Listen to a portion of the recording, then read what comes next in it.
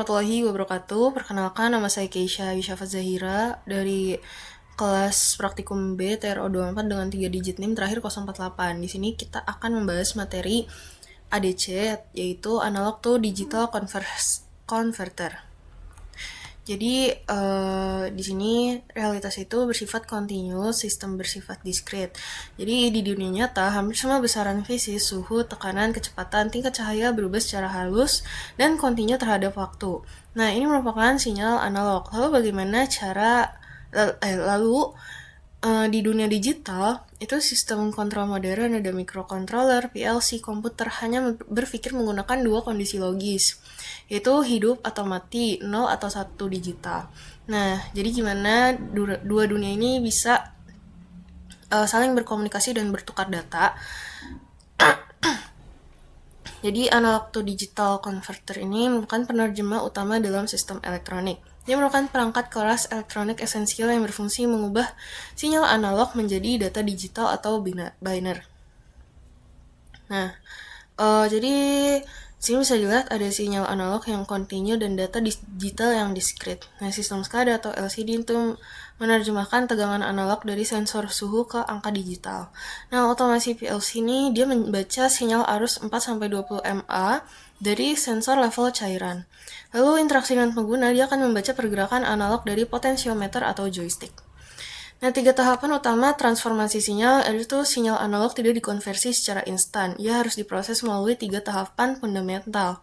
Di dalam perangkat ADC, untuk menjadi informasi yang dapat dipahami oleh mesin digital, yang pertama ada sampling, kuantisasi, dan encoding. Nah, tahap pertama itu pada sampling, dia akan menangkap momen sesaat. Jadi sinyal yang mengalir tanpa henti tidak dapat diproses mesin secara utuh. Sinyal analog harus dicubit pada interval waktu tertentu yang sangat presisi, periode sampling. Nah, nilai sesaat ini mengubah aliran kontinu menjadi deretan titik diskrit dalam dimensi waktu. Nah, frekuensi sampling, kecepatan perangkat keras yang mengambil sampel diukur dalam hertz. Semakin tinggi frekuensi, semakin rapat cuplikan sinyal. Tahap 2 yaitu quantization, ia akan memetakan ke level discrete. Setelah waktu dikunci, amplitudo atau tegangan masih berupa angka real tak terbatas, ADC kini harus melakukan pembulatan. Setiap nilai sampel dipetakan ke level discrete terdekat yang tersedia pada arsitektur sistem. Nah, error kuantisasi ini karena nilai asli dibulatkan secara paksa ke level terdekat, selalu ada selisih informasi yang hilang. Ini adalah keterbatasan alamiah dari proses digitalisasi. Lalu ada encoding, maka dia lahirlah bahasa mesin.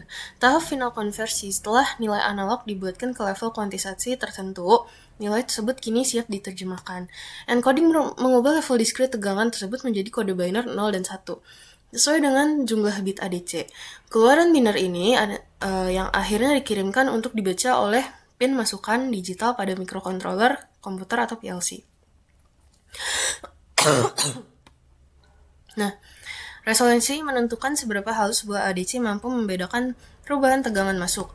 Parameter ini sangat bergantung pada jumlah bit. Semakin tinggi bit yang dimiliki ADC, semakin banyak anak kuantisasi dan semakin tinggi kestabilan sistem.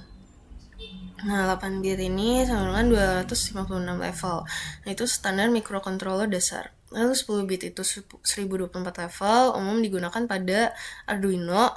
Lalu untuk 12 bit itu 4096 level, dia standar instrumen presisi dan PLC.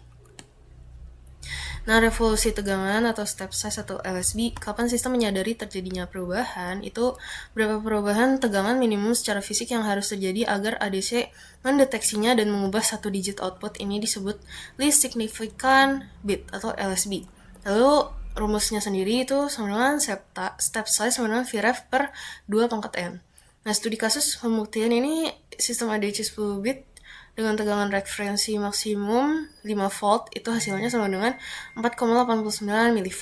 Artinya ADC tidak akan pernah merespon fluktuasi sensor yang lebih kecil dari 4,89 mV. Nah, perhitungan output digital untuk memprogram sistem, engineer harus tahu nilai digital apa yang dihasilkan dari tegangan analog sesaat. Nah, rumusnya bisa dilihat di sini. Nah, hukum sampling itu kita menggunakan teorema Nyquist-Shannon untuk memberikan batasan. Nah, ini ada bahasa aliasinya. Jadi, jika kita membaca sinyal frekuensi 2 kHz, sistem mutlak butuh ADC dengan frekuensi sampling minimal 4 kHz. Jika dipaksakan lebih lambat, akan terjadi aliasing. ADC akan menghasilkan pola gelombang palsu yang mengacaukan seluruh sistem kontrol. Nah, karakteristik fundamental ini bisa dibaca aja. Ya, ini. Nah, dalam merancang sirkuit dan otomasi, insinyur tidak dapat memiliki perangkat keras yang sempurna di segala bidang. Tidak ada satu jenis ADC yang unggul di semua skenario. Pemilihan arsitektur ADC selalu bermuara pada tawar-menawar atau trade-off antara tiga sumbu kritis, yaitu kecepatan, resolusi, dan biaya operasional. Nah, ini matriks perbandingan arsitektur ADC. Bisa dilihat dari sini. Nah, jenis ADC sendiri ada flash, SAR, dual slope, sigma delta, dan pipeline. Nah, ini implementasi sistemnya pada sistem microcontroller. Bisa dilihat ada ADC internal atau bawaan dan juga ADC eksternal. Nah, ini juga kita bisa lihat di PLC otomasi industri untuk implementasi sistemnya. Nah, jadi kesimpulannya, melalui proses ketat pencuplikan, kuantisasi, dan pengkodean, ADC merupakan jantung yang merubah fisika dunia nyata menjadi linear logika yang dapat dicerna oleh sistem. Nah, digitalisasi dibatasi oleh hukum fisika dan matematika. Resolusi menentukan batas kepresisian tegangan, sementara teorema Nyquist mendikte batas keamanan frekuensi operasional. Pemilihan tipe harus sesuai dengan misi sistem. Desain selalu merupakan persilangan seni antara mengajar kecepatan respon dan akurasi tinggi. Nah, ini referensi lanjutan. Baik, untuk materinya cukup sekian. Kita lanjutkan ke video percobaannya.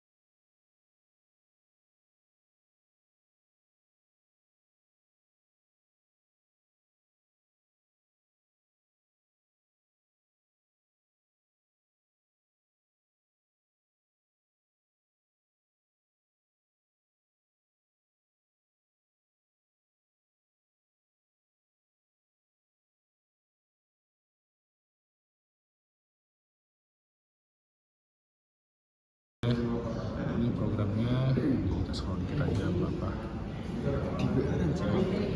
Kan mau bagi Nah ini kita di bak dulu, kita lihat dari bak udah sukses, karena langsung kita upload. Cara uploadnya adalah ketika masuk ke connecting, kita upload rebootnya sampai keluar di terminalnya. Oke, langsung kelihatan tugasnya. Nah, ini bakal dibaca di seri monitor. Tapi sebelum masuk seri monitor, teman-teman harus paham dulu, harus bisa nurutin dulu instruksinya. Oke, kita lanjut ke monitor. Oke, ini bisa monitor. Langsung kelihatan. Nah, ini misalkan dia ngebaca break gitu kan. Tapi kalau misalkan potensinya kita turunin ke 0%, maka pembacaannya dia akan langsung berubah ke dark. Berubah dong. Nah, lu kok nggak anjing? Gue gagal. Itu. Oke. Itu agak delay ya, memang. Nah, sekarang kita fullin lagi nih potensionya. Kita fullin lagi, terus kita coba lagi.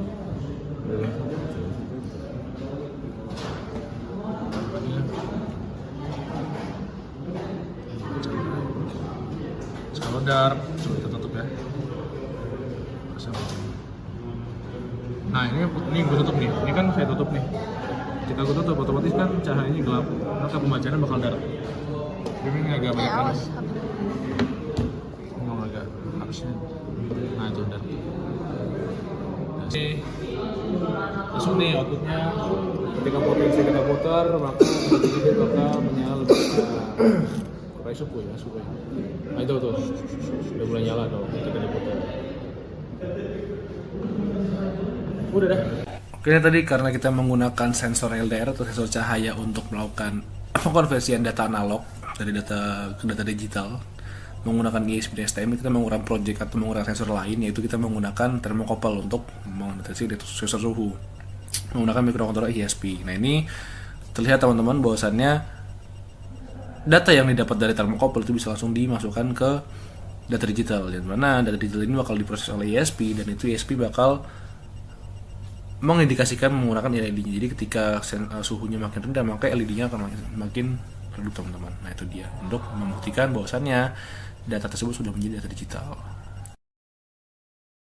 Sekian dari materi kali ini, yaitu ADC converter, analog digital converter yang bisa saya sampaikan pada hari ini. Semoga bermanfaat. Mohon maaf jika ada kurang kesalahan kata. Lebih mohon maaf. Wassalamualaikum warahmatullahi wabarakatuh.